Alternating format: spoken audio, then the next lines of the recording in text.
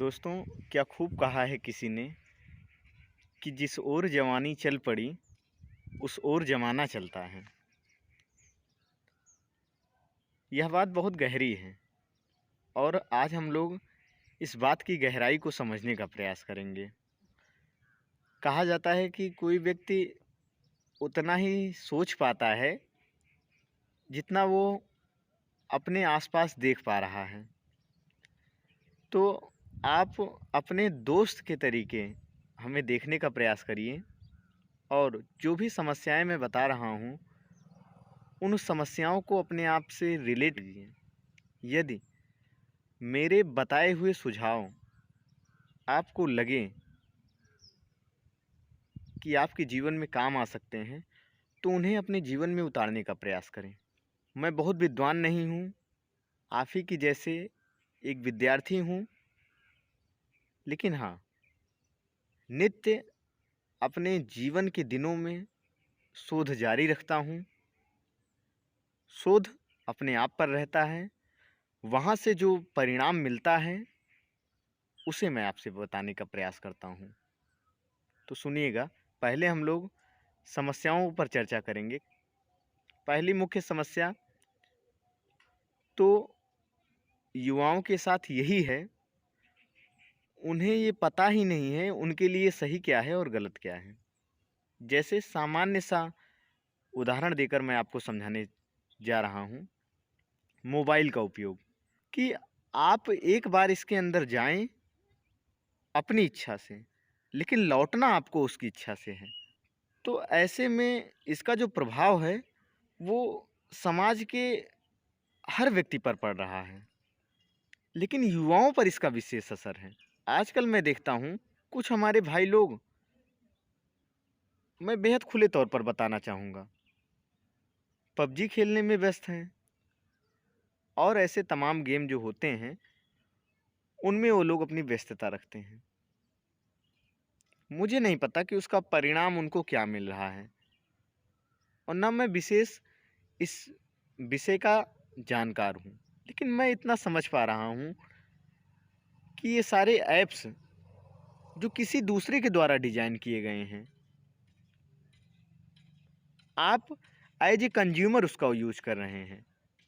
तो इससे आपके देश को कितना फायदा होगा ये मैं अच्छे तरीके से समझ पा रहा हूँ। हमारे अंदर ये समझ ही नहीं है कि आखिर हमें किस चीज़ से लाभ होना है, किस चीज़ से हमारा नुकसान है। आज भी अगर इंटरनेशनल लेवल पर देखा जाए तो नेट का सबसे ज़्यादा दुरुपयोग हम ही लोग कर रहे हैं, आंकड़े बताते हैं।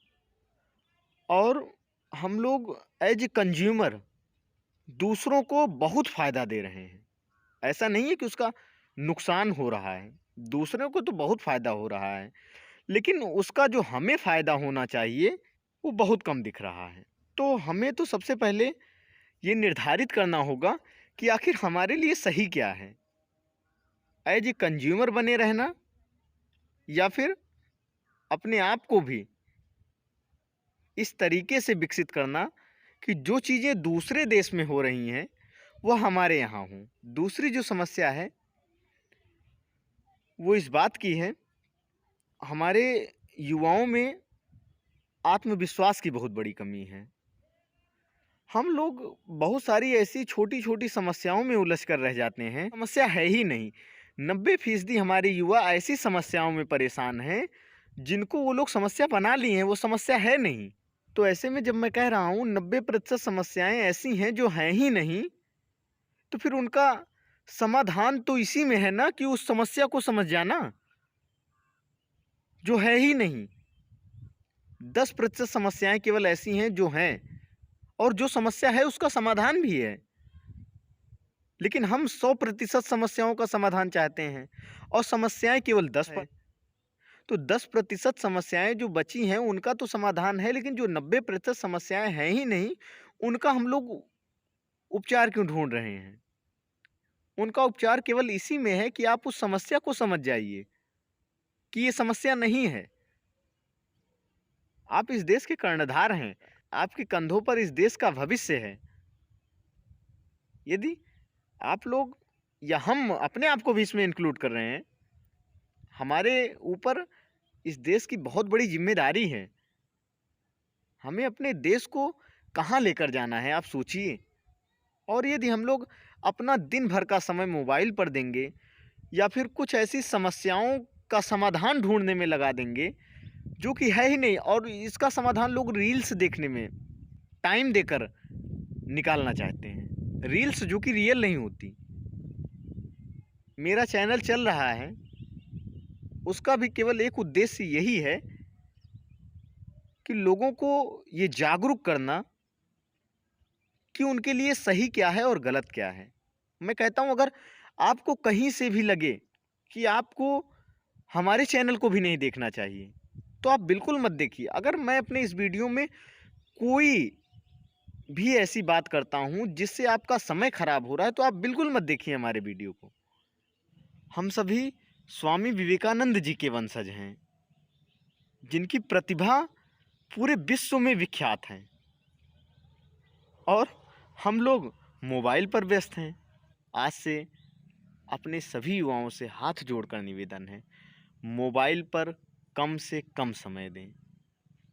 मोबाइल आपसे बहुत सारी चीज़ें छीन रहा है। इस युवा उम्र में आपसे आपकी सहजता छीन रहा है।